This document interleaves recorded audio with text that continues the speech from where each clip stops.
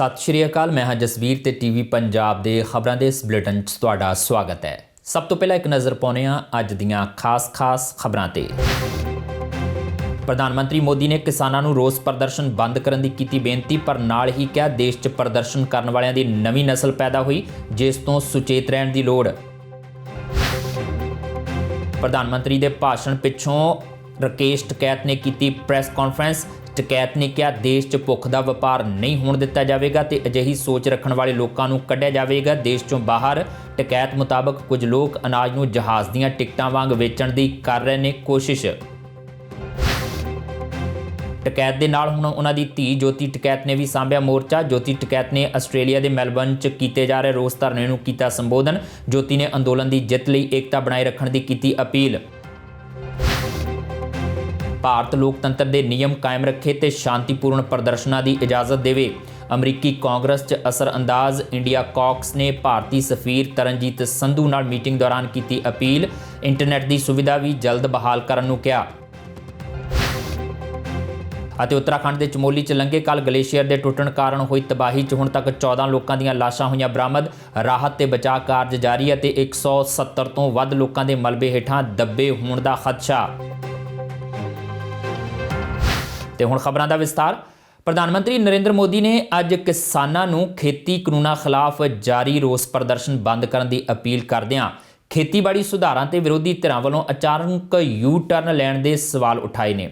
ਇਸ ਤੋਂ ਇਲਾਵਾ ਪ੍ਰਧਾਨ ਮੰਤਰੀ ਨੇ ਰੋਸ ਪ੍ਰਦਰਸ਼ਨ ਦੀ ਹਮਾਇਤ ਕਰਨ ਵਾਲਿਆਂ ਤੇ ਹਮਲਾ ਬੋਲਦਿਆਂ ਕਿਹਾ ਮੁਲਕ 'ਚ ਪ੍ਰਦਰਸ਼ਨ ਕਰਨ ਵਾਲਿਆਂ ਦੀ ਨਵੀਂ ਨਸਲ ਪੈਦਾ ਹੋ ਗਈ ਹੈ ਜੋ ਬਿਨਾਂ ਪ੍ਰਦਰਸ਼ਨਾਂ ਦੇ ਜੀ ਨਹੀਂ ਸਕਦੀ ਤੇ ਮੁਲਕ ਨੂੰ ਇਹਨਾਂ ਤੋਂ ਸੁਚੇਤ ਰਹਿਣਾ ਚਾਹੀਦਾ ਹੈ। ਇਸ ਦੇ ਨਾਲ ਹੀ ਉਹਨਾਂ ਜ਼ੋਰ ਦੇ ਕੇ ਕਿਹਾ ਕਿ ਸਿੱਖਾਂ ਦੇ ਯੋਗਦਾਨ ਤੇ ਭਾਰਤ ਨੂੰ ਬਹੁਤ ਮਾਣ ਹੈ ਤੇ ਕੁਝ ਲੋਕਾਂ ਵੱਲੋਂ ਉਹਨਾਂ ਬਾਰੇ ਵਰਤੀ ਜਾ ਰਹੀ ਭਾਸ਼ਾ ਨਾਲ ਮੁਲਕ ਨੂੰ ਕੋਈ ਲਾਭ ਨਹੀਂ ਹੋਵੇਗਾ। ਉਹਨਾਂ ਦੋਸ਼ ਲਾਇਆ ਕਿ ਕੁਝ ਲੋਕ ਸਿੱਖਾਂ ਨੂੰ ਬਦਨਾਮ ਕਰਨ ਦੀ ਕੋਸ਼ਿਸ਼ ਕਰ ਰਹੇ ਨੇ। हम लोग कुछ शब्दों से बड़े परिचित हैं, श्रमजीवी, बुद्धिजीवी, ये सारे शब्दों से परिचित हैं।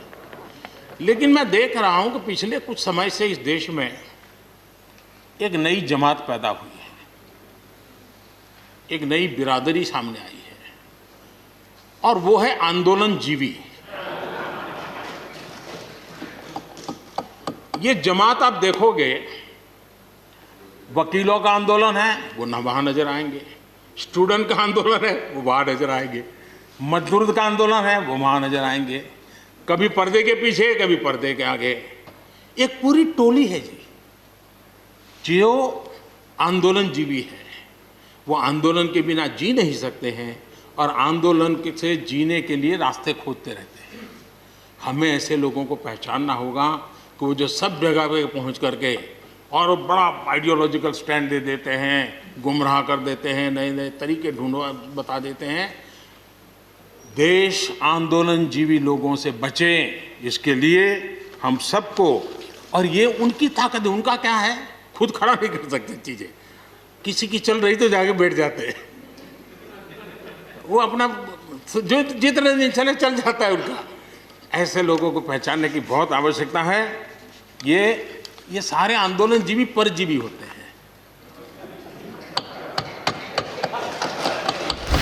ਇਸ ਦੇਸ਼ 'ਚ ਭੁੱਖ ਦਾ ਵਪਾਰ ਨਹੀਂ ਹੋਣ ਦਿੱਤਾ ਜਾਵੇਗਾ ਤੇ ਅਜਿਹੀ ਸੋਚ ਰੱਖਣ ਵਾਲੇ ਲੋਕਾਂ ਨੂੰ ਦੇਸ਼ 'ਚੋਂ ਬਾਹਰ ਕੱਢਿਆ ਜਾਵੇਗਾ। ਇਹ ਕਹਿਣਾ ਹੈ ਕਿਸਾਨ ਆਗੂ ਰਾਕੇਸ਼ ਟਕੈਤ ਦਾ, ਜੋ ਰਾਜ ਸਭਾ 'ਚ ਪ੍ਰਧਾਨ ਮੰਤਰੀ ਮੋਦੀ ਦੇ ਭਾਸ਼ਣ ਤੋਂ ਬਾਅਦ ਪ੍ਰੈਸ ਕਾਨਫਰੰਸ ਕਰ ਰਹੇ ਸਨ। ਟਕੈਤ ਨੇ ਕਿਹਾ ਕਿ ਕੁਝ ਲੋਕ ਜਹਾਜ਼ ਦੀਆਂ ਟਿਕਟਾਂ ਵਾਂਗ ਇੱਕ ਦਿਨ 'ਚ ਕਈ ਵਾਰ ਅਨਾਜ ਦੀਆਂ ਕੀਮਤਾਂ ਬਦਲਣਾ ਚਾਹੁੰਦੇ ਨੇ, ਪਰ ਕਿਸਾਨ ਅਜਿਹਾ ਨਹੀਂ ਹੋਣ ਦੇਣਗੇ। ਟਕੈਤ ਨੇ ਕਿਹਾ ਕਿ ਜੇਕਰ ਪ੍ਰਧਾਨ ਮੰਤਰੀ ਸੱਚਮੁੱਚ ਹੀ ਕਿਸਾਨਾਂ ਬਾਰੇ ਸੋਚ ਰਹੇ ਨੇ ਤਾਂ ਉਹਨਾਂ ਨੂੰ ਤੁਰੰਤ ਖੇਤੀ ਕਾਨੂੰਨ ਰੱਦ ਕਰਕੇ MSP ਦੀ ਕਾਨੂੰਨੀ ਗਰੰਟੀ ਦੇਣੀ ਚਾਹੀਦੀ ਹੈ। ਪ੍ਰਧਾਨ ਮੰਤਰੀ ਨਰਿੰਦਰ ਮੋਦੀ ਨੇ ਅੱਜ ਰਾਜ ਸਭਾ ਵਿੱਚ ਆਪਣੇ ਭਾਸ਼ਣ ਦੌਰਾਨ ਕਿਹਾ ਸੀ ਕਿ ਦੇਸ਼ ਵਿੱਚ ਇੱਕ ਨਵੀਂ ਅੰਦੋਲਨ ਬਿਰਾਦਰੀ ਆਈ ਹੈ। ਜਿੱਥੇ ਵੀ ਕੋਈ ਵਿਰੋਧ ਹੁੰਦਾ ਹੈ ਉਹ ਉੱਥੇ ਨਜ਼ਰ ਆਉਂਦੇ ਨੇ, ਚਾਹੇ ਇਹ ਅੰਦੋਲਨ ਵਕੀਲਾਂ, ਵਿਦਿਆਰਥੀਆਂ ਜਾਂ ਮਜ਼ਦੂਰਾਂ ਦਾ ਹੋਵੇ। ਉਹ ਅੰਦੋਲਨ ਤੋਂ ਬਗੈਰ ਨਹੀਂ ਰਹਿ ਸਕਦੇ। ਸਾਨੂੰ ਉਹਨਾਂ ਦੀ ਪਛਾਣ ਕਰਨੀ ਪਵੇਗੀ ਅਤੇ ਰਾਸ਼ਟਰ ਨੂੰ ਉਹਨਾਂ ਤੋਂ ਬਚਾਉਣਾ ਪਵੇਗਾ। ਪ੍ਰਧਾਨ ਮੰਤਰੀ ਦੇ ਇਸ ਬਿਆਨ ਦਾ ਜਵਾਬ ਕਿਸਾਨ ਆਗੂ ਰਾਕੇਸ਼ ਟਕੈਤ ਨੇ ਦਿੱਤਾ ਹੈ। ਟਕੈਤ ਨੇ ਪ੍ਰੈਸ ਕਾਨਫਰੰਸ ਦੌਰਾਨ ਇੱਕ ਪੱਤਰਕਾਰ ਦੇ ਸਵਾਲ ਦੇ ਜਵਾਬ ਵਿੱਚ ਕਿਹਾ ਕਿ ਇੱਥੇ ਅੰਦੋਲਨ ਕਿਸਾਨ ਬਿਰਾਦਰੀ ਵੱਲੋਂ ਕੀਤਾ ਜਾ ਰਿਹਾ ਹੈ। ਟਿਕੈਤ ਨੇ ਕਿਹਾ ਕਿ ਇਸ ਦੇਸ਼ ਵਿੱਚ ਭੁੱਖ ਤੋਂ ਵਪਾਰ ਨਹੀਂ ਹੋਣ ਦਿੱਤਾ ਜਾਵੇਗਾ। ਕਿਸੇ ਦੀ ਭੁੱਖ ਦੇ ਹਿਸਾਬ ਨਾਲ ਅਨਾਜ ਦੀ ਕੀਮਤ ਤੈਅ ਹੋਵੇ, ਇਹ ਸਾਨੂੰ ਮਨਜ਼ੂਰ ਨਹੀਂ ਹੈ। ਭੁੱਖ ਤੋਂ ਵਪਾਰ ਕਰਨ ਦੀ ਸੋਚ ਰੱਖਣ ਵਾਲੇ ਲੋਕਾਂ ਨੂੰ ਦੇਸ਼ ਤੋਂ ਬਾਹਰ ਕੱਢਿਆ ਜਾਵੇਗਾ। ਟਿਕੈਤ ਨੇ ਕਿਹਾ ਕਿ ਕੁਝ ਲੋਕ ਫਲਾਈਟ ਦੀਆਂ ਟਿਕਟਾਂ ਵਾਂਗ ਅਨਾਜ ਦੀਆਂ ਕੀਮਤਾਂ ਵੀ ਇੱਕ ਦਿਨ 'ਚ ਹੀ ਕਈ ਵਾਰ ਉੱਪਰ ਥੱਲੇ ਕਰਨ ਬਾਰੇ ਸੋਚ ਰਹੇ ਨੇ। प्रधानमंत्री ने कहा कि देश में एक नई बिरादरी आई है, ये सवाल बेसिकली जो हाँ अब आगे समझ में, या किसान बिरादरी है, वो बिरादरी है आंदोलन करने वालों की, आंदोलन। हाँ तो ठीक ही तो आया, किसान बिरादरी आएगी और इस किसान बिरादरी के साथ में सब लोग आगे। देश में भूख पे व्यापार नहीं होगा, भूख कितनी लगेगी, अनाज की कीमत उतनी होगी। देश में भूख से व्यापार करने वालों को बाहर निकाला जाएगा। जिस तरह से फ्लाइट के टिकट एक ही दिन में 4 बार उनके टिकटों के रेट ऊपर नीचे होते हैं, इसी तरह से अनाज की कीमतें किस आदमी को किस टाइम पे कितनी भूख लगेगी, उसकी कीमत देश में अनाज की कीमत भूख पे तय नहीं होगी। ਰਾਕੇਸ਼ ਟਿਕੈਤ ਨੇ ਪ੍ਰਧਾਨ ਮੰਤਰੀ ਵੱਲੋਂ ਛੋਟੇ ਕਿਸਾਨਾਂ ਦੀ ਫਿਕਰ ਕਰਨ ਵਾਲੇ ਬਿਆਨ ਦਾ ਵੀ ਜਵਾਬ ਦਿੱਤਾ। ਉਨ੍ਹਾਂ ਕਿਹਾ ਕਿ ਇਹ ਅੰਦੋਲਨ ਛੋਟੇ ਕਿਸਾਨਾਂ ਨੂੰ ਬਚਾਉਣ ਲਈ ਹੀ ਕੀਤਾ ਜਾ ਰਿਹਾ ਹੈ। ਪ੍ਰਧਾਨ ਮੰਤਰੀ ਨੂੰ ਉਹਨਾਂ ਦੀ ਆਮਦਨੀ 6000 ਤੋਂ ਵਧਾ ਕੇ 24000 ਕਰਨੀ ਚਾਹੀਦੀ ਹੈ ਅਤੇ ਉਹਨਾਂ ਦਾ ਕਰਜ਼ਾ ਵੀ ਮੁਆਫ ਕਰਨਾ ਚਾਹੀਦਾ ਹੈ। ऐसा 12 करोड़ से ज्यादा ऐसे किसान हैं जिनकी जोत 2 हेक्टेयर से भी कम है, और ये आंदोलन उसी का ही तो है। तो प्रधानमंत्री ये बोल रहे हैं कि हमें उनकी चिंता है, और हमें भी तो उनकी चिंता है भाई। पहले जो 2 हेक्टेयर से किसान कम लोग हैं, पहले उनकी 6000 से बढ़ा के उनकी आमदनी बढ़ा दो, उनकी पहले 24000 कर दो, सेकंड फेज में दूसरे का उन किसानों का कर्जा माफ कर दो, पहले छोटे किसानों का कर्जा माफ हो जाए। ਇਸ ਦੇ ਨਾਲ ਹੀ ਰਾਕੇਸ਼ ਟਿਕੈਤ ਨੇ ਉੱਤਰਾਖੰਡ ਦੇ ਚਮੋਲੀ 'ਚ ਕੁਦਰਤੀ ਆਫਤਾਂ ਨਾਲ ਹੋਏ ਜਾਨ ਮਾਲ ਦੇ ਨੁਕਸਾਨ ਉੱਤੇ ਦੁੱਖ ਪ੍ਰਗਟਾਇਆ ਅਤੇ ਕਿਹਾ ਕਿ ਕਿਸਾਨ ਜਥੇਬੰਦੀਆਂ ਉੱਥੇ ਹਰ ਤਰ੍ਹਾਂ ਦੀ ਮਦਦ ਕਰਨ ਲਈ ਹਮੇਸ਼ਾ ਤਿਆਰ ਨੇ। ਲਾਲ ਕਿਲ੍ਹੇ ਦੀ ਘਟਨਾ ਤੋਂ ਬਾਅਦ ਜਿੱਥੇ ਲੱਗ ਰਿਹਾ ਸੀ ਕਿ ਕਿਸਾਨ ਅੰਦੋਲਨ ਹੁਣ ਕਮਜ਼ੋਰ ਹੋ ਰਿਹਾ ਹੈ, ਉੱਥੇ ਹੀ ਰਾਕੇਸ਼ ਟਿਕੈਤ ਦੇ ਹੰਝੂਆਂ ਨੇ ਇਸ ਅੰਦੋਲਨ 'ਚ ਨਵੀਂ ਜਾਨ ਫੂਕ ਦਿੱਤੀ। ਦੇਸ਼ ਹੀ ਨਹੀਂ ਸਗੋਂ ਹੁਣ ਵਿਦੇਸ਼ਾਂ ਵਿੱਚ ਵੀ ਖੇਤੀ ਕਾਨੂੰਨਾਂ ਖਿਲਾਫ ਆਵਾਜ਼ ਬੁਲੰਦ ਕੀਤੀ ਜਾ ਰਹੀ ਹੈ। ਅਜਿਹਾ ਹੀ ਇੱਕ ਰੋਸ ਪ੍ਰਦਰਸ਼ਨ ਆਸਟ੍ਰੇਲੀਆ ਦੇ ਸ਼ਹਿਰ ਮੈਲਬੌਰਨ ਵਿਖੇ ਵੀ ਕੀਤਾ ਗਿਆ, ਜਿਸ ਵਿੱਚ ਭਾਗ ਲੈਣ ਲਈ ਰਾਕੇਸ਼ ਟਿਕੈਤ ਦੀ ਧੀ ਜੋਤੀ ਟਿਕੈਤ ਵੀ ਪਹੁੰਚੀ ਅਤੇ ਉਸ ਨੇ ਨੌਜਵਾਨਾਂ ਨੂੰ ਇਕਜੁੱਟਤਾ ਨਾਲ ਸੰਘਰਸ਼ ਤੇਜ਼ ਕਰਨ ਦਾ ਸੁਨੇਹਾ ਦਿੱਤਾ। ਕਿਸਾਨ ਏਕਤਾ ਜ਼ਿੰਦਾਬਾਦ, ਕਿਸਾਨ ਏਕਤਾ। ਭਾਰਤ ਵਿੱਚ ਖੇਤੀ ਕਾਨੂੰਨਾਂ ਨੂੰ ਲੈ ਕੇ ਸਰਕਾਰ ਅਤੇ ਕਿਸਾਨਾਂ ਵਿਚਕਾਰ ਰੇੜਕਾ ਕਾਇਮ ਹੈ, ਜਿਸ ਦੇ ਚੱਲਦਿਆਂ ਦੁਨੀਆ ਭਰ ਵਿੱਚ ਵਸਦੇ ਕਿਸਾਨ ਹਿਤੈਸ਼ੀਆਂ ਦੇ ਵੱਲੋਂ ਇਹਨਾਂ ਕਾਨੂੰਨਾਂ ਦੇ ਖਿਲਾਫ ਲਗਾਤਾਰ ਰੋਸ ਪ੍ਰਦਰਸ਼ਨ ਕੀਤੇ ਜਾ ਰਹੇ ਨੇ। ਇਸੇ ਦੇ ਚੱਲਦਿਆਂ ਆਸਟ੍ਰੇਲੀਆ ਦੇ ਵੱਖ-ਵੱਖ ਸ਼ਹਿਰਾਂ ਵਿੱਚ ਵੀ ਸ਼ਾਂਤਮਈ ਧਰਨੇ ਪ੍ਰਦਰਸ਼ਨਾਂ ਦਾ ਦੌਰ ਲਗਾਤਾਰ ਜਾਰੀ ਹੈ। ਮੈਲਬੌਰਨ ਸ਼ਹਿਰ ਦੇ ਕੇਂਦਰ ਬਿੰਦੂ ਮੰਨੇ ਜਾਂਦੇ ਫੈਡਰੇਸ਼ਨ ਸਕੁਏਅਰ ਵਿਖੇ ਵੀ ਕਿਸਾਨ ਹਿਤੈਸ਼ੀਆਂ ਵੱਲੋਂ ਜ਼ਬਰਦਸਤ ਪ੍ਰਦਰਸ਼ਨ ਕੀਤਾ ਗਿਆ। ਇਸ ਪ੍ਰਦਰਸ਼ਨ ਵਿੱਚ ਪੰਜਾਬ, ਹਰਿਆਣਾ, ਉੱਤਰ ਪ੍ਰਦੇਸ਼, ਰਾਜਸਥਾਨ, ਆਂਧਰਾ ਪ੍ਰਦੇਸ਼ ਨਾਲ ਸੰਬੰਧਿਤ ਨੌਜਵਾਨਾਂ ਨੇ ਸ਼ਮੂਲੀਅਤ ਕੀਤੀ। ਇਸ ਮੌਕੇ ਕਿਸਾਨ ਨੇਤਾ ਰਾਕੇਸ਼ ਟਿਕੈਤ ਦੀ ਧੀ ਜੋਤੀ ਟਿਕੈਤ ਨੇ ਵੀ ਹਾਜ਼ਰੀ ਲਗਵਾਈ ਤੇ ਕਿਹਾ ਕਿ ਭਾਰਤ ਸਰਕਾਰ ਨੂੰ ਇਹ ਬਿੱਲ ਹਰ ਹਾਲਤ ਵਿੱਚ ਵਾਪਸ ਲੈਣੇ ਪੈਣਗੇ। ਜੋਤੀ ਟਿਕੈਤ ਨੇ ਇਸ ਮੌਕੇ ਨੌਜਵਾਨਾਂ ਨੂੰ ਇਕਜੁੱਟਤਾ ਦਾ ਸੰਦੇਸ਼ ਦਿੰਦਿਆਂ ਕਿਹਾ ਕਿ ਜ਼ੁਲਮ ਖਿਲਾਫ ਲੜਾਈ ਇਕੱਠੇ ਰਹਿ ਕੇ ਹੀ ਲੜੀ ਜਾ ਸਕਦੀ है। सभी को मेरा नमस्ते और मुझे बहुत अच्छा लगा यहाँ पे आके आप पापा को सपोर्ट करने के लिए थैंक यू। बस मैं यही कहना चाहूँगी कि आप सब लोग इकट्ठे रहेंगे तभी वो वहाँ पे उनको भी हौसला मिल रहा है। वहाँ पे जैसे हम यहाँ गैदरिंग कर रहे हैं, हम यहाँ प्रोटेस्ट कर रहे हैं, जो भी हम कर रहे हैं उनको भी वहाँ पे अच्छा लग रहा है कि हमारे जितने भी इंडियंस वहाँ पे हैं सब हमारे साथ हैं। ਵੱਖ-ਵੱਖ ਬੁਲਾਰਿਆਂ ਨੇ ਖਾਸ ਕਰ ਨੌਜਵਾਨਾਂ ਨੇ ਆਪਣੇ ਸੰਬੋਧਨ ਵਿੱਚ ਕਿਹਾ ਕਿ ਸਰਕਾਰ ਇਸ ਅੰਦੋਲਨ ਨੂੰ ਅੱਤਵਾਦੀ, ਵੱਖਵਾਦੀ ਤੇ ਖਾਲਿਸਤਾਨ ਦਾ ਨਾਂ ਦੇ ਕੇ ਬਦਨਾਮ ਕਰਨਾ ਚਾਹੁੰਦੀ ਸੀ, ਜੋ ਕਿ ਹੋ ਨਹੀਂ ਸਕਿਆ। ਇਸ ਮੌਕੇ ਉਹਨਾਂ ਵੱਲੋਂ ਸਾਡਾ ਕਲਚਰ ਐਗਰੀਕਲਚਰ ਦਾ ਨਾਰਾ ਵੀ ਦਿੱਤਾ ਗਿਆ कि जो अपना मेन मोटिव है यहाँ, या अपना जो अपन जिसलिए इकट्ठे हुए हैं, देखो अपन यहाँ बैठे हैं, खेती का अपने से ज्यादा जो वहाँ बैठे हैं उनको पता है, तो अपने को वो ज्ञान नहीं है इतना भी। हाँ, जो अपना मेन मोटिव है उनकी सपोर्ट में यहाँ बैठना, ना कि अपने बीच में फूट होना कोई भी। हाँ, मैं किसी के नारे लगा रहा हूँ, कोई किसी के नारे लगा रहा, नहीं, वो उनका काम है, वो वहाँ काम कर रहे हैं। जो पिछले 72-75 दिनों से बैठे हैं अपना मेन मोटिव है भाई यहाँ पे जो आवाज वहां नहीं उठ रही है वो आप वहां भी अपने थ्रू उठा सकते हैं, अपने सोशल मीडिया के थ्रू। तो भाई पहली बात है जो अपना कल्चर है, आवर कल्चर इज एग्रीकल्चर। भाई इसमें पूरा जोर से बोलना ये बात, ताकि ये इंग्लिश का वर्ड भी इनको भी पता चलेगा कि किस लिए इकट्ठे हुए हैं।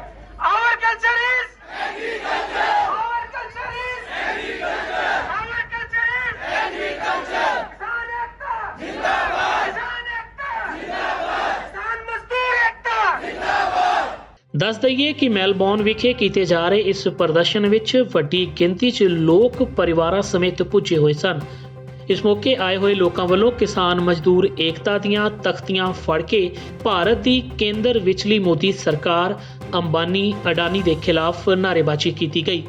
ਇਸ ਪ੍ਰਦਰਸ਼ਨ ਵਿੱਚ ਕਿਸਾਨ ਮਜ਼ਦੂਰ ਕਾਰਕੁਨ ਨੌਦੀਪ ਕੌਰ ਦੇ ਹੱਕ ਵਿੱਚ ਵੀ ਆਵਾਜ਼ ਬੁਲੰਦ ਕੀਤੀ ਗਈ ਤੇ ਉਸ ਦੀ ਜਲਦ ਰਿਹਾਈ ਦੀ ਮੰਗ ਕੀਤੀ ਗਈ। ਇਸ ਮੌਕੇ ਚਿੱਤਰਕਾਰ ਰਾਜੀ ਮੁਸੱਬਰ ਵੱਲੋਂ ਕਿਸਾਨੀ ਸੰਘਰਸ਼ ਤੇ ਸਰਕਾਰ ਦੇ ਅੜੀਅਲ ਰਵੱਈਏ ਨੂੰ ਬਿਆਨ ਦੀਆਂ ਤਸਵੀਰਾਂ ਵੀ ਬਣਾਈਆਂ ਗਈਆਂ। ਇਸ ਦੇ ਨਾਲ ਹੀ ਖਾਲਸਾ ਏਡ ਆਸਟ੍ਰੇਲੀਆ ਦੀ ਟੀਮ ਵੱਲੋਂ ਵੀ ਆਪਣੀਆਂ ਸੇਵਾਵਾਂ ਦਿੱਤੀਆਂ ਗਈਆਂ।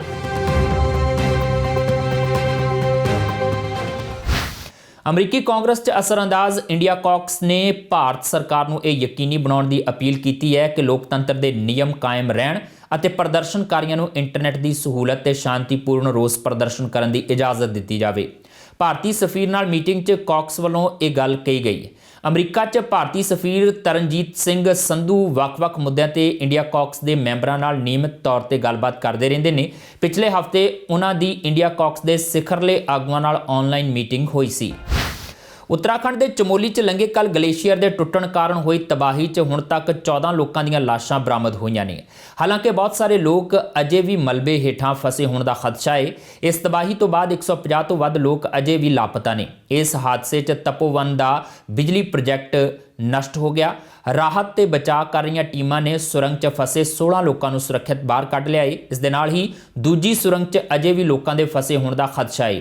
ਰਾਜ ਤੇ ਕੇਂਦਰ ਸਰਕਾਰ ਨੇ ਹਾਦਸੇ ਦੇ ਪ੍ਰਭਾਵਿਤਾਂ ਲਈ ਮੁਆਵਜ਼ੇ ਦਾ ਵੀ ਐਲਾਨ ਕੀਤਾ ਹੈ।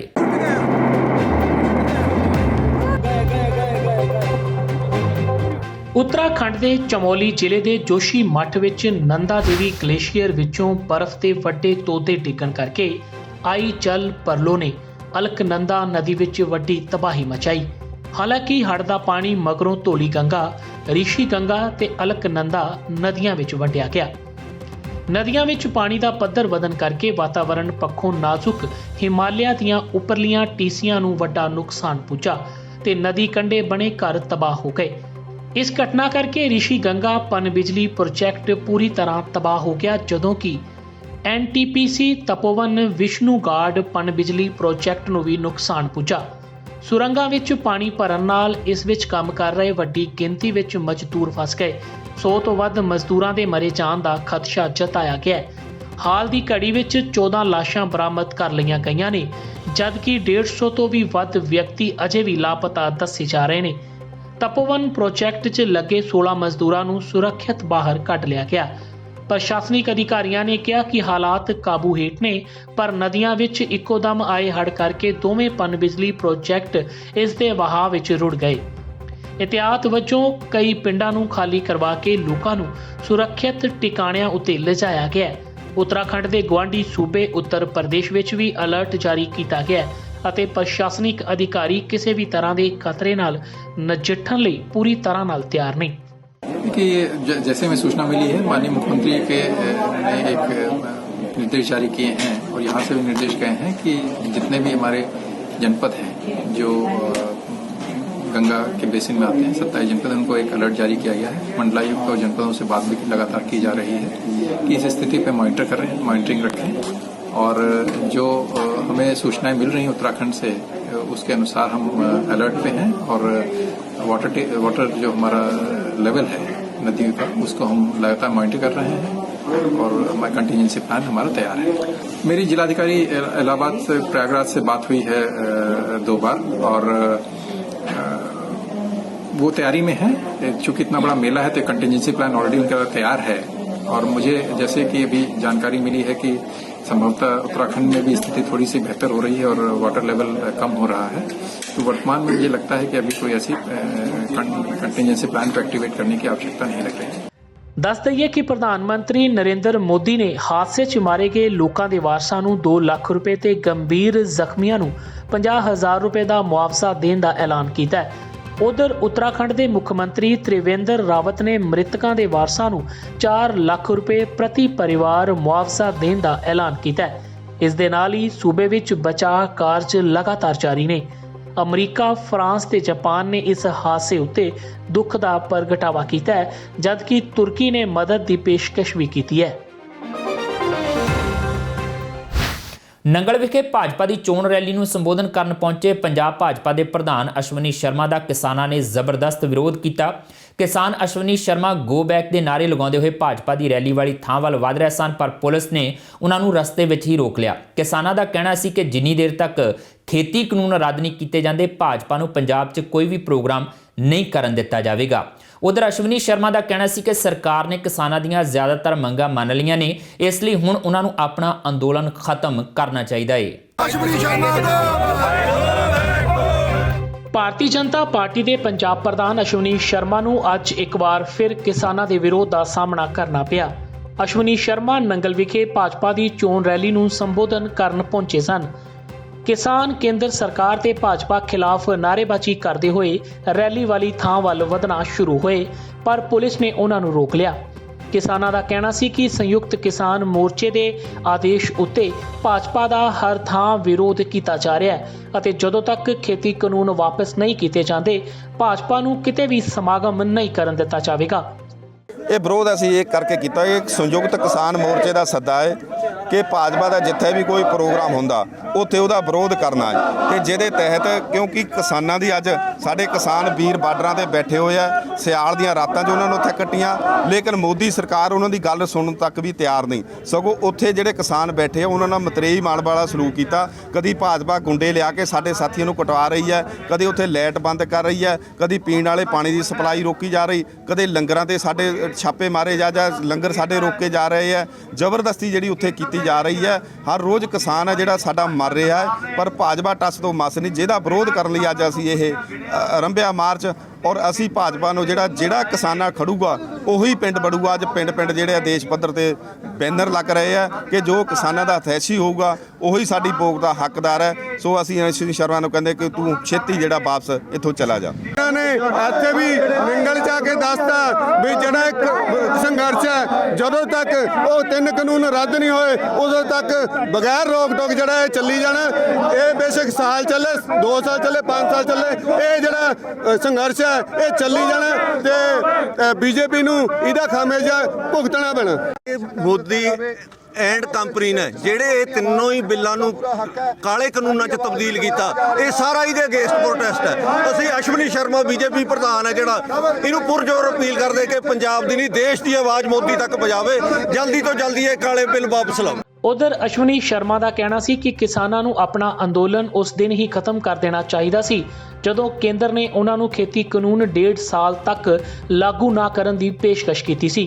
ਅਸ਼ਵਨੀ ਸ਼ਰਮਾ ਅਨੁਸਾਰ ਕੇਂਦਰ ਸਰਕਾਰ ਦੀ ਉਹ ਪੇਸ਼ਕਸ਼ ਅਜੇ ਵੀ ਕਾਇਮ ਹੈ ਅਤੇ ਸਰਕਾਰ ਨੇ ਕਿਸਾਨਾਂ ਨਾਲ ਗੱਲਬਾਤ ਦਾ ਰਾਹ ਵੀ ਖੁੱਲ੍ਹਾ ਰੱਖਿਆ ਹੈ।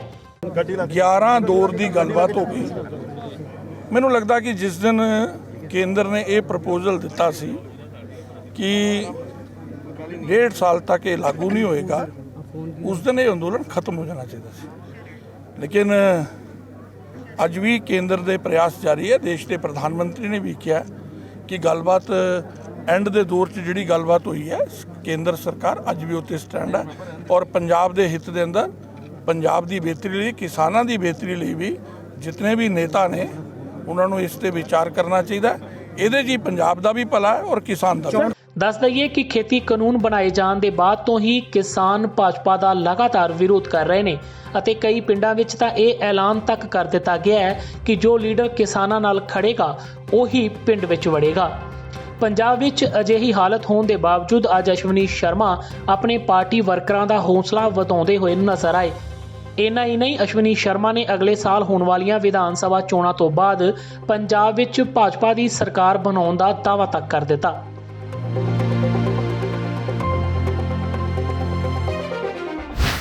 ਉਧਰ ਜਲੰਧਰ ਦੇ ਪਿੰਡ ਜਮਸ਼ੇਰ ਵਿਖੇ ਵੀ ਅੱਜ ਪਿੰਡ ਵਾਸੀਆਂ ਨੇ ਭਾਜਪਾ ਖਿਲਾਫ ਧਰਨਾ ਲਾਇਆ ਤੇ ਰੋਸ ਰੈਲੀ ਕੱਢ ਨਾਅਰੇਬਾਜ਼ੀ ਕੀਤੀ। ਜਮਸ਼ੇਰ ਦੇ ਲੋਕਾਂ ਨੇ ਭਾਜਪਾ ਤੇ ਆਰਐਸਐਸ ਦੇ ਵਰਕਰਾਂ ਤੇ ਪਿੰਡ ਅੰਦਰ ਦਾਖਲ ਹੋਣ ਤੇ ਰੋਕ ਲਗਾ ਦਿੱਤੀ ਹੈ। ਲੋਕਾਂ ਨੇ ਪਿੰਡ ਵਿੱਚ ਥਾਂ-ਥਾਂ ਇਹਨਾਂ ਦੇ ਬਾਈਕਾਟ ਵਾਲੇ ਫਲੈਕਸ ਬੋਰਡ ਲਗਾ ਦਿੱਤੇ ਨੇ। ਲੋਕਾਂ ਦਾ ਕਹਿਣਾ ਸੀ ਕਿ ਜੇਕਰ ਸਰਕਾਰ ਨੇ ਖੇਤੀ ਕਾਨੂੰਨ ਰੱਦ ਨਾ ਕੀਤੇ ਤਾਂ ਉਹ ਪੂਰੇ ਪੰਜਾਬ 'ਚ ਇਹਨਾਂ ਦੇ ਬਾਈਕਾਟ ਦੇ ਫਲੈਕਸ ਬੋਰਡ ਲਗਾ ਦੇਣਗੇ। ਜਲੰਧਰ ਦੇ ਪਿੰਡ ਜਮਸ਼ੇਰ ਦੇ ਲੋਕਾਂ ਨੇ ਭਾਜਪਾ ਤੇ ਆਰਐਸਐਸ ਦੇ ਵਰਕਰਾਂ ਦੇ ਆਪਣੇ ਪਿੰਡ ਅੰਦਰ ਦਾਖਲ ਹੋਣ ਤੇ ਰੋਕ ਲਗਾ ਦਿੱਤੀ ਹੈ। ਪਿੰਡ ਵਾਸੀਆਂ ਨੇ ਇਸ ਸੰਬੰਧੀ ਜਗ੍ਹਾ-ਜਗ੍ਹਾ ਤੇ ਫਲੈਕਸ ਬੋਰਡ ਲਾ ਦਿੱਤੇ ਨੇ, ਜਿਨ੍ਹਾਂ ਵਿੱਚ ਭਾਜਪਾ ਤੇ ਆਰਐਸ ਦੇ ਬਾਈਕਾਟ ਦਾ ਸੱਦਾ ਦਿੱਤਾ ਗਿਆ ਹੈ। ਪਿੰਡ ਵਾਸੀਆਂ ਨੇ ਅੱਜ ਮੁੱਖ ਮਾਰਗ ਉੱਤੇ ਧਰਨਾ ਲਾ ਕੇ ਰੋਸ ਪ੍ਰਦਰਸ਼ਨ ਵੀ ਕੀਤਾ। ਉਹਨਾਂ ਦਾ ਕਹਿਣਾ ਸੀ ਕਿ ਭਾਜਪਾ ਵੱਲੋਂ ਆਪਸੀ ਸਦਭਾਵਨਾ ਨੂੰ ਖਤਮ ਕਰਨ ਦੀ ਕੋਸ਼ਿਸ਼ ਕੀਤੀ ਜਾ ਰਹੀ ਹੈ। ਇਹ ਲੋਕ ਹੁਣ ਰਾਮ ਮੰਦਿਰ ਦੇ ਨਾਮ ਉੱਤੇ ਚੰਦਾ ਇਕੱਠਾ ਕਰਨ ਦੀ ਆੜ ਵਿੱਚ ਆਪਣੀਆਂ ਬੈਠਕਾਂ ਕਰ ਰਹੇ ਨੇ। ਪਿੰਡ ਵਾਸੀਆਂ ਦਾ ਕਹਿਣਾ ਸੀ ਕਿ ਭਾਜਪਾ ਤੇ ਆਰਐਸਐਸ ਦੇ ਆਗੂਆਂ ਨੂੰ ਕੇਂਦਰ ਦੀ ਥਾਂ ਪੰਜਾਬੀਆਂ ਦਾ ਸਾਥ ਦੇਣਾ ਚਾਹੀਦਾ ਹੈ ਅਤੇ ਖੇਤੀ ਕਾਨੂੰਨਾਂ ਦੀ ਵਿਰੋਧਤਾ ਕਰਨੀ ਚਾਹੀਦੀ ਹੈ। ਭਾਰਤ ਦੇ ਵਿੱਚ ਕਿਸਾਨ ਆਪਣੇ 3 ਕਾਲੇ ਕਾਨੂੰਨਾਂ ਨੂੰ ਵਾਪਸ ਕਰਨ ਦੇ ਲਈ, ਆਪਣੇ ਹੱਕ ਮੰਗਣ ਦੇ ਲਈ ਲਗਾਤਾਰ ਦਿੱਲੀ ਧਰਨਾ ਦੇ ਰਿਹਾ ਤੇ ਬੀਜੇਪੀ ਤੇ ਆਰਐਸਐਸ ਦੇ ਲੀਡਰਾਂ ਨੂੰ ਪਤਾ ਲੱਗ ਗਿਆ ਕਿ ਅਸੀਂ ਭਾਰਤ ਦੇ ਔਰ ਪੰਜਾਬ ਦੇ ਪਿੰਡਾਂ ਦੇ ਵਿੱਚ ਮੂੰਹ ਲੈ ਕੇ ਨਹੀਂ ਜਾ ਸਕਦੇ, ਪਰ ਉਹ ਗੰਦੀ ਰਾਜਨੀਤੀ ਕਰ ਰਹੇ ਨੇ। ਅਯੋਧਿਆ ਜੋ ਸ਼੍ਰੀ ਰਾਮ ਭਗਵਾਨ ਜੀ ਦਾ ਮੰਦਿਰ ਬਣ ਰਿਹਾ, ਉਹਦੇ ਨਾਮ ਦੇ ਉੱਤੇ ਚੰਦਾ ਇਕੱਠਾ ਕਰਨ ਦੇ ਲਈ ਪਿੰਡਾਂ ਵਿੱਚ ਮੀਟਿੰਗਾਂ ਕੀਤੀਆਂ ਜਾ ਰਹੀਆਂ, ਲੇਕਿਨ ਉਹ ਮੈਂ ਇੱਥੇ ਦੱਸ ਦਵਾਂ ਕਿ ਚੰਦਾ ਇਕੱਠਾ ਨਹੀਂ ਕਰਨਗੇ। ਉਹ ਸਿਰਫ ਆਪਣੀ ਮੈਂਬਰਸ਼ਿਪ ਤੇ ਆਪਣੀ ਸਾਖ ਨੂੰ ਬਚਾਉਣ ਦੇ ਲਈ ਭਗਵਾਨ ਦਾ ਨਾਮ ਖਰਾਬ ਕਰ ਰਹੇ ਨੇ ਔਰ ਪਿੰਡਾਂ ਦੇ ਵਿੱਚ ਮੀਟਿੰਗਾਂ ਕਰਨ ਲਈ ਨਿਕਲ ਚੁੱਕੇ ਨੇ। ਔਰ ਪਿਛਲੇ ਦਿਨੀ ਪਿੰਡ ਜਮਸ਼ੇਰ ਖਾਸ ਵਿੱਚ ਇੱਕ ਮੀਟਿੰਗ ਹੋ ਚੁੱਕੀ ਆ, ਜਿਹਦੇ ਵਿੱਚ ਬਾਹਰੋਂ ਵੀ ਵਿਅਕਤੀ ਆਏ ਸੀ। ਮੈਂ ਉਹਨਾਂ ਵੀਰਾਂ ਦੇ ਅਸੀਂ ਉਹਨਾਂ ਦੇ ਦੋਸ਼ੀ ਨਹੀਂ, ਉਹਨਾਂ ਨੂੰ ਹੱਥ ਜੋੜ ਕੇ ਬੇਨਤੀ ਕਰਦਾ ਕਿ ਆਪਣੀ ਭਾਈਚਾਰਕ ਸਾਂਝ ਨਾ ਖਰਾਬ ਕਰੋ। ਇਹਨਾਂ ਲੀਡਰਾਂ ਨੇ 74 ਸਾਲ ਤੋਂ ਸਾਨੂੰ ਜਾਤ ਧਰਮ ਦੇ ਨਾਮ ਦੇ ਉੱਤੇ ਲੁੱਟਿਆ ਕੁੱਟਿਆ, ਇਹਨਾਂ ਦੇ ਪਿੱਛੇ ਨਾ ਲੱਗੋ। ਭਾਈਚਾਰਕ ਸਾਂਝ ਦਾ ਏਕੇ ਦਾ ਸਬੂਤ ਦਿਓ, ਸਾਡਾ ਸਾਥ ਦਿਓ। ਔਰ ਅਸੀਂ ਪਿੰਡ ਜਮਸ਼ੇਰ ਖਾਸ ਦੇ ਅੱਡੇ ਦੇ ਉੱਤੇ ਫਲੈਕਸਾਂ ਲਾਤੀਆਂ। ਆਉਣ ਵਾਲੇ ਦਿਨਾਂ ਦੇ ਵਿੱਚ ਬੀਜੇਪੀ ਤੇ ਆਰਐਸਐਸ ਦੇ ਕਿਸੇ ਲੀਡਰ ਨੂੰ ਪਿੰਡ ਜਮਸ਼ੇਰ ਖਾਸ ਵਿੱਚ ਐਂਟਰ ਨਹੀਂ ਹੋਣ ਦਿੱਤਾ ਜਾਊਗਾ। ਪਿੰਡ ਵਾਸੀਆਂ ਦਾ ਕਹਿਣਾ ਸੀ ਕਿ ਗੁਰੂ ਸਾਹਿਬ ਨੇ ਹਿੰਦੂ ਧਰਮ ਦੀ ਰੱਖਿਆ ਲਈ ਆਪਣੀ ਜਾਨ ਕੁਰਬਾਨ ਕਰ ਦਿੱਤੀ। ਹੁਣ ਭਾਜਪਾ ਵਰਕਰਾਂ ਦੀ ਜ਼ਿੰਮੇਵਾਰੀ ਹੈ ਕਿ ਉਹ ਆਪਸੀ ਸਦਭਾਵਨਾ ਬਣਾਏ ਰੱਖਣ ਲਈ ਖੇਤੀ ਕਾਨੂੰਨਾਂ ਦਾ ਵਿਰੋਧ ਕਰਨ ਅਤੇ ਪੰਜਾਬੀਆਂ ਦਾ ਸਾਥ ਦੇਣ। ਪਿੰਡ ਵਾਸੀਆਂ ਨੇ ਕਿਹਾ ਕਿ ਜੇਕਰ ਅਜਿਹਾ ਨਾ ਹੋਇਆ ਤਾਂ ਉਹ ਪੂਰੇ ਪੰਜਾਬ ਵਿੱਚ ਭਾਜਪਾ ਅਤੇ ਆਰਐਸਐਸ ਦਾ ਬਾਈਕਾਟ ਕਰਨ ਦਾ ਸੱਦਾ ਦੇਣਗੇ। ਪੰਜਾਬ ਨੂੰ ਪਤਾ ਸਾਡੀ ਭਾਈਚਾਰਕ ਸਾਂਝ ਇੱਕ ਸੀ, ਪਰ ਅਸੀਂ ਇਹਨਾਂ ਦੀ ਜ਼ਮੀਰ ਜਗਾਉਂਦੇ ਸੀ। ਕਿੰਨਾ ਚਿਰ ਜਾਗਦੀ ਹੋਵੇ, ਸਾਨੂੰ ਕਿੰਨੇ ਮਹੀਨੇ ਹੋ ਗਏ ਸੰਘਰਸ਼ ਕਰਦਿਆਂ ਨੂੰ ਵੀ ਤੁਸੀਂ ਆਵੋ, ਭਾਜਪਾ ਦੇ ਲੀਡਰੋ ਆਵੋ, ਸਾਡੇ ਨਾਲ ਹੋਵੋ। ਕਿਉਂ ਸਾਡੇ ਨਾਲ ਧੱਕਾ ਹੋ ਰਿਹਾ? ਜਦ ਇਹਨਾਂ ਦਾ ਧੱਕਾ ਹੁੰਦਾ ਸੀ ਇਹਨਾਂ ਦੇ ਨਾਲ ਖੜੇ ਸੀ। ਤੁਹਾਨੂੰ ਇਹ ਵੀ ਪਤਾ ਦਿੱਲੀ ਦੇ ਵਿੱਚ ਮਹਾਰਾਜ ਨੇ ਸੀਸ ਵੀ ਮਾਰਿਆ, ਸਭ ਕੁਝ ਕੀਤਾ, ਅਸੀਂ ਇਹਨਾਂ ਦੇ ਨਾਲ ਖੜੇ, ਪਰ ਇਹ ਸਾਡੇ ਨਾਲ ਨਹੀਂ ਖੜੇ। ਸਾਨੂੰ ਦੁੱਖ ਇਸ ਗੱਲ ਦਾ ਆਇਆ, ਇਸ ਲਈ ਸਾਡੇ ਮੁੰਡਿਆਂ ਦੇ ਦਿਲ ਦੇ ਵਿੱਚ ਜੋਸ਼ ਆ, ਹੋਸ਼ ਵੀ ਆ, ਸਭ ਕੁਝ ਹੈਗਾ। ਐਡੀ ਕੋਈ ਖਾਸ ਗੱਲ ਨਹੀਂ, ਹੋਸ਼ ਨਹੀਂ ਸਾਡੇ ਕੋਲ ਹੋਈ, ਪਰ ਅਸੀਂ ਇਹਨਾਂ ਨੂੰ ਜਗਾਉਂਦੇ ਸੀ, ਇਹ ਨਹੀਂ ਜਾਗੇ। ਅਸੀਂ ਅੱਜ ਵੀ ਮੈਂ ਕਹਿੰਦਾ ਸਟੇਜ ਤੋਂ ਸਾਰਿਆਂ ਸਾਹਮਣੇ ਕਹਿੰਦਾ, ਛੱਡੋ ਆਪਣੇ ਉੱਤੇ, ਆਓ ਸਾਡੇ ਨਾਲ, ਅਸੀਂ ਮੋਹਰੇ ਬਾਣਾਂਗੇ, ਅਸੀਂ ਤੁਹਾਡਾ ਮਾਣ ਕਰਾਂਗੇ। ਪਰ ਤੁਸੀਂ ਇਹ ਥੋੜਾ ਤੁਸੀਂ ਸਾਡੇ ਨਾਲ ਗੰਦੀ ਰਾਜਨੀਤੀ ਕਰੋ, ਅਸੀਂ ਤੁਹਾਡੇ ਲਈ ਕੁਰਬਾਨੀਆਂ ਦਈਏ। ਇਸ ਦੇ ਨਾਲ ਹੀ ਪਿੰਡ ਦੀਆਂ ਮਹਿਲਾਵਾਂ ਵੱਲੋਂ ਇੱਕ ਰੋਸ ਮਾਰਚ ਕੱਢਿਆ ਗਿਆ ਅਤੇ ਮੋਦੀ ਸਰਕਾਰ ਖਿਲਾਫ ਨਾਅਰੇਬਾਜ਼ੀ ਕੀਤੀ ਗਈ। ਇਹ ਲੋਕ ਕੇਂਦਰ ਸਰਕਾਰ ਤੋਂ ਖੇਤੀ ਕਾਨੂੰਨ ਰੱਦ ਕਰਨ ਦੀ ਮੰਗ ਕਰ ਰਹੇ ਸਨ। ਜਲੰਧਰ ਨਾਲ ਲੱਗਦੇ ਕਸਬਾ ਆਦਮਪੁਰ 'ਚ ਨਗਰ ਕੌਂਸਲ ਚੋਣਾਂ ਦੌਰਾਨ ਭਾਜਪਾ ਦੀ ਬੁਰੀ ਹਾਲਤ ਹੈ। ਕਿਸਾਨਾਂ ਵੱਲੋਂ ਭਾਜਪਾ ਉਮੀਦਵਾਰਾਂ ਨੂੰ ਪ੍ਰਚਾਰ ਕਰਨ ਤੋਂ ਰੋਕਿਆ ਜਾ ਰਿਹਾ ਹੈ। ਖੇਤੀ ਕਾਨੂੰਨਾਂ ਕਾਰਨ ਭੜਕੇ ਕਿਸਾਨ ਅੱਜ ਭਾਜਪਾ ਦੇ ਦਫ਼ਤਰ ਸਾਹਮਣੇ ਇਕੱਠੇ ਹੋ ਗਏ ਤੇ ਉਹਨਾਂ ਨੇ ਨਾਅਰੇਬਾਜ਼ੀ ਸ਼ੁਰੂ ਕਰ ਦਿੱਤੀ। ਕਿਸਾਨਾਂ ਨੇ ਭਾਜਪਾ ਉਮੀਦਵਾਰਾਂ ਦੇ ਪੋਸਟਰ ਵੀ ਪਾੜ ਦਿੱਤੇ ਤੇ ਦਫ਼ਤਰ ਨੂੰ ਬੰਦ ਕਰਵਾ ਦਿੱਤਾ। ਕਿਸਾਨਾਂ ਦਾ ਕਹਿਣਾ ਸੀ ਕਿ ਜਿੰਨੀ ਦੇਰ ਤੱਕ ਕੇਂਦਰ ਸਰਕਾਰ ਖੇਤੀ ਕਾਨੂੰਨ ਰੱਦ ਨਹੀਂ ਕਰਦੀ, ਭਾਜਪਾ ਲੀਡਰਾਂ ਦਾ ਹਰ ਥਾਂ ਇਸੇ ਤਰ੍ਹਾਂ ਨਾਲ ਵਿਰੋਧ ਕੀਤਾ ਜਾਂਦਾ ਰਹੇਗਾ। ਨਵੇਂ ਖੇਤੀ ਕਾਨੂੰਨਾਂ ਲਈ ਸਿਰਫ ਅਕਾਲੀ ਦਲ ਤੇ ਭਾਜਪਾ ਦੋਸ਼ੀ ਨਹੀਂ, ਸਗੋਂ ਇਸ ਦੇ ਲਈ ਕਾਂਗਰਸ ਵੀ ਬਰਾਬਰ ਦੀ ਜ਼ਿੰਮੇਵਾਰ ਹੈ। ਇਹ ਆਰੋਪ ਲਗਾਇਆ ਹੈ ਆਮ ਆਦਮੀ ਪਾਰਟੀ ਪੰਜਾਬ ਦੇ ਸਹਿ ਇੰਚਾਰਜ ਰਾਘਵ ਚੱਡਾ ਨੇ, ਜੋ ਹੁਸ਼ਿਆਰਪੁਰ ਵਿਖੇ ਮੀਡੀਆ ਨਾਲ ਗੱਲਬਾਤ ਕਰ ਰਹੇ ਸਨ। ਰਾਘਵ ਚੱਡਾ ਨੇ ਕਿਹਾ ਕਿ ਕਾਨੂੰਨਾਂ ਦੀ ਘੋਖ ਲਈ ਜੋ ਕਮੇਟੀ ਬਣਾਈ ਗਈ ਸੀ, ਉਸ ਵਿੱਚ ਪੰਜਾਬ ਦੇ ਮੁੱਖ ਮੰਤਰੀ ਅਮਰਿੰਦਰ ਸਿੰਘ ਵੀ ਸ਼ਾਮਲ ਸਨ। ਰਾਘਵ ਚੱਡਾ ਮੁਤਾਬਕ ਆਮ ਆਦਮੀ ਪਾਰਟੀ ਇਕਲੌਤੀ ਅਜਿਹੀ ਪਾਰਟੀ ਹੈ ਜੋ ਕਿਸਾਨਾਂ ਦਾ ਹਰ ਕਦਮ ਉੱਤੇ ਸਾਥ ਦੇ ਰਹੀ ਹੈ। जब ये कानून पेश किया तो विधायकों से पूछा कि मानयोग विधायकों, ये बताओ क्या आप में से किसी को इस कानून पे आपत्ति है? तो एक भी विधायक खड़ा होकर नहीं बोला कि आपत्ति है। स्पीकर साहब ने पूछा कि तमाम विधायकों से मैं पूछना चाहता हूं क्या आपको इस काले कानून के सारे प्रावधान यानी कि सारे प्रोविजंस मंजूर हैं? तो सारे विधायकों ने कहा हाँ हमें मंजूर है, जिसमें कांग्रेस के विधायक भी थे। और कांग्रेस के विधायकों में कैप्टन अमरिंदर, जो उस समय 2013 में पटियाले से कांग्रेस पार्टी की टिकट पे चुने हुए विधायक थे, वो भी मौजूद थे। और प्रदेश कांग्रेस कमेटी के आज के अध्यक्ष सुनील जाखड़ साहब, वो भी उस समय विधायक थे अबोहर से, और उनकी भी सहमति दर्ज हुई। यानी कि कैप्टन अमरिंदर, सुनील जाखड़ और ये तमाम कांग्रेस पार्टी के बड़े दिग्गज नेता, बड़े अनुभवी नेता, बड़े लीडर्स हैं पंजाब के, ये सब उस समय पंजाब विधानसभा में मौजूद थे और इन सब ने हामी भरी, अपनी कंसेंट दी और इस 2013 के कॉन्ट्रैक्ट फार्मिंग एक्ट पर मोहर लगाई। ये लेजिस्लेटिव असेंबली के सारे दस्तावेज मैं आज जारी कर रहा हूं, जिससे ये साफ हो जाता है कि पंजाब कॉन्ट्रैक्ट फार्मिंग एक्ट केवल भाजपा और अकाली दल ने नहीं बनाया, कैप्टन साहब का और कैप्टन साहब की कांग्रेस का इसमें पूरा हाथ था। गणतंत्र दिवस की घटना तो बाद दिल्ली पुलिस वालों हिरासत च लै गए किसानां च तरनतारन के पिंड शेरो का संदीप सिंह भी शामिल है। उसके परिवार वालियां ने गरीबी का हवाला दे के पंजाब सरकार ते किसान जथेबंदियां नूं संदीप का केस लड़के उसनूं जेल चों बाहर कढवाउण की मांग की है। संदीप सिंह दे कोल कोई भी जमीन नहीं है तो वह करियाने की दुकान करता सी। वह किसान अंदोलन का हिस्सा बनने लई दिल्ली गया सी। पता लगा कि संदीप खिलाफ पुलिस ने थाणा अलीपुर विखे वख-वख धारावां हेठ परचा दर्ज किया है तो फिलहाल वो तिहाड़ जेल च बंद है। ये किसानी जथे दे नाल गया ही इतों 20 तरीक नूं उत्थे अपना चुक्या गया ना, पुलिस दिल्ली पुलिस ने चुक के हाड़ जेल दे विच लै गया। ते पंजाब सरकार दे गाड़ी बेनती आ भी साडे बच्चे नूं छड़ाया जावे, कोई कारोबार नहीं, उहदी लत्त टुट्टी, उन्हें उठ्या 2 साली ते कार्बन टूल बलादे तो उठा दिता ते कोई कारोबार नहीं, ते जमीन भी साडी है नहीं, ते वो फिर किसानी जथे दे नाल सहयोग दिता ने जथेबंदियां दे नाल। 2 छोटे छोटे बच्चे ओहदे ते करदी और कोई कारोबार नहीं, ना माँ प्यो आ, ना कोई जमीन का साधन, ना कोई रोजगार नहीं गा। मैं ਉਹਦਾ ਚਾਚਾ, ਉਹਦੇ ਮੇਰੇ ਸਿਰ ਤੇ ਮਾੜਾ ਮੋਟਾ ਰੁਜ਼ਗਾਰ ਚੱਲਣ ਡਿਆ। ਵੀਰ ਜੀ ਇਸ ਤਰ੍ਹਾਂ ਵਾ ਵੀ ਕਿਸਾਨਾਂ ਜਥੇ ਦੇ ਨਾਲ ਗਿਆ ਸੀ, ਠੀਕ ਹੈ ਨਾ, ਚਲੋ ਸਾਨੂੰ ਵੀ ਅਸੀਂ ਵੀ ਉਹਨਾਂ ਦੇ ਅੰਦਰ ਰੋਟੀ ਖਾਂਦੇ ਆ ਤੇ ਚਲੋ ਕੋਈ ਨਾ ਕੋਈ ਉਹਦੀ ਸਹਾਇਤਾ ਹੋਣੀ ਚਾਹੀਦੀ ਆ। ਉਹ ਦਿੱਲੀ ਜਾ ਕੇ ਫੜਿਆ ਗਿਆ ਵਾ, 20 ਤਰੀਕ ਨੂੰ ਇੱਥੋਂ ਤੁਰੇ ਆ, 27 ਤਰੀਕ ਨੂੰ ਉਹ ਫੜਿਆ ਗਿਆ ਤੇ ਕੋਈ ਕਾਰੋਬਾਰ ਨਹੀਂ ਉਹਦਾ ਹੈਗਾ। ਨਿੱਕੇ ਨਿੱਕੇ ਬੱਚੇ ਉਹਦੇ, ਕਾਰੋਬਾਰ ਚਲੋ ਮਾੜੀ ਮੋਟੀ ਦੁਕਾਨ ਆ, ਟੋਫੀਆਂ ਟਾਫੀਆਂ ਹੀ ਰੱਖੀਆਂ ਵਾ। ਫਿਰੋਜ਼ਪੁਰ ਦੇ ਹੁਸੈਨੀਵਾਲਾ ਵਿਖੇ ਅੱਜ ਇੱਕ ਵਿਅਕਤੀ ਨੇ ਸਤਲੁਜ 'ਚ ਛਾਲ ਮਾਰ ਕੇ ਖੁਦਕੁਸ਼ੀ ਕਰਨ ਦੀ ਕੋਸ਼ਿਸ਼ ਕੀਤੀ। ਆਰਮੀ ਦੇ ਜਵਾਨਾਂ ਨੇ ਇਸ ਵਿਅਕਤੀ ਨੂੰ ਪਾਣੀ 'ਚੋਂ ਬਾਹਰ ਕੱਢ ਕੇ ਪੁਲਿਸ ਨੂੰ ਸੌਂਪ ਦਿੱਤਾ। ਇਸ ਵਿਅਕਤੀ ਕੋਲੋਂ ਇੱਕ ਸੁਸਾਈਡ ਨੋਟ ਵੀ ਮਿਲਿਆ ਹੈ, ਜਿਸ ਵਿੱਚ ਲਿਖਿਆ ਸੀ ਕਿ ਸਰਕਾਰ ਕਿਸਾਨਾਂ ਦੀ ਗੱਲ ਨਹੀਂ ਸੁਣ ਰਹੀ, ਜਿਸ ਤੋਂ ਦੁਖੀ ਹੋ ਕੇ ਉਹ ਇੱਕ ਕਦਮ ਚੁੱਕ ਰਿਹਾ ਹੈ। ਪਾਣੀ 'ਚ ਛਾਲ ਮਾਰਨ ਵਾਲੇ ਵਿਅਕਤੀ ਨੇ ਇਸ ਦੇ ਲਈ ਕੇਂਦਰੀ ਮੰਤਰੀ अमित शाह ਨੂੰ ਜ਼ਿੰਮੇਵਾਰ ਦੱਸਿਆ है। किसानों के हक के लिए गया था सर दिल्ली में, मोदी से मिलने के लिए। वहाँ पे मेरे से ओवर गेम खेलनी शुरू हो गई है, जो भी जिनसे के थ्रू मिलना था मेरे को आप ही इन्होंने और तरीके से कर लिया और इन्होंने मेरे से वो नहीं किया। मैं दुखी आ गया, वापस आया तो बाद में मैंने आके यहाँ के नहर में छाल मारी है, फौजी भाइयों ने मुझे बचाया। स्कूटी से आया, आके स्कूटी रोकी है, नदी के किनारे खड़े हुआ। ये बंदे आते हैं यहाँ पर, क्या है कि अपने नदी के ऊपर चुग्गा डालते हैं जानवर को। जैसे ये डाल रहे थे, मैं वहाँ अपनी ड्यूटी के ऊपर खड़ा था, देखा तो ये वहाँ से नदी की तरफ छलांग मार दिया। जैसे इसने छलांग मारा तो मैं अपने अधिकारियों को बताया, उसने अधिकारियों को बताया कि जल्दी पोर्ट को सूचना करो और जल्दी उस बंदे को बचाओ। हमने तुरंत अपने बंदूक को लेकर रस्सा लेकर इसको रस्सा फेंका और हमारे बंदे ने इसको पकड़कर बाहर निकाला सर। अभी अपना एड्रेस नहीं बता रहा, ये बोल रहा है कि मैं अपने अधिकारी को बताऊँगा या मेरी मोदी से बात कराओ। ਇਹ ਸਨ ਹੁਣ ਤੱਕ ਦੀਆਂ ਖਬਰਾਂ ਤੇ ਜਾਂਦੇ ਜਾਂਦੇ ਇੱਕ ਵਾਰ ਫਿਰ ਨਜ਼ਰ ਪਾਉਂਦੇ ਹਾਂ ਮੁੱਖ ਖਬਰਾਂ ਤੇ। ਪ੍ਰਧਾਨ ਮੰਤਰੀ ਮੋਦੀ ਨੇ ਕਿਸਾਨਾਂ ਨੂੰ ਰੋਸ ਪ੍ਰਦਰਸ਼ਨ ਬੰਦ ਕਰਨ ਦੀ ਕੀਤੀ ਬੇਨਤੀ, ਪਰ ਨਾਲ ਹੀ ਕਿਹਾ ਦੇਸ਼ 'ਚ ਪ੍ਰਦਰਸ਼ਨ ਕਰਨ ਵਾਲਿਆਂ ਦੀ ਨਵੀਂ ਨਸਲ ਪੈਦਾ ਹੋਈ, ਜਿਸ ਤੋਂ ਸੁਚੇਤ ਰਹਿਣ ਦੀ ਲੋੜ।